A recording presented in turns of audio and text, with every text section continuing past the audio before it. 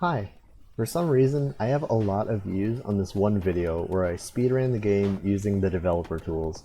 People were asking how I did it, so here's a follow-up. In the time it takes to speedrun the game, I'm going to teach you the basics of using the dev tools. Once the mod is enabled in the remix menu, at the start of every cycle, you have to press O to activate the dev tools. You can tell because at the top of the screen, it shows you the code name for the room you're in and it says devtools active.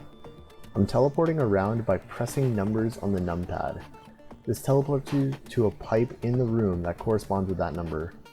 Typically, the top leftmost pipe is number 0, and the number increases as you go down and right in the room. Keep in mind, teleporting to pipes requires the numpad.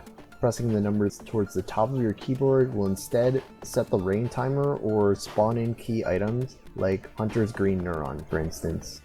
Once you teleport to the pipe's location, you still have to move the slugcat itself. I do this with the arrow keys. You can also use the letter V to teleport the slugcat to the mouse position, or the letter B to pull other creatures towards the mouse like you're overriding gravity. I feed myself by pressing Q repeatedly. I also speed up the game by 1.5 times by pressing and holding S, although I only hold it during room transitions and the shelter closing, because that's really where it saves me the most time. I only get to Karma 2 because that's enough to activate the Karma gates that I need.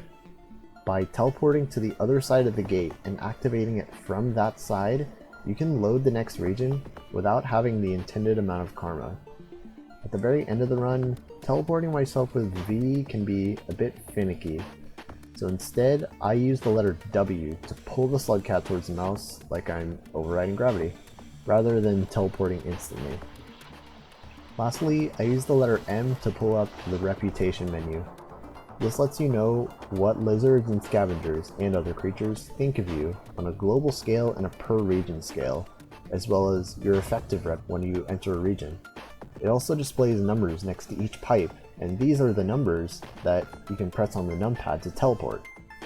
There's a lot more you can do with the dev tools, particularly if you're making mods for the game.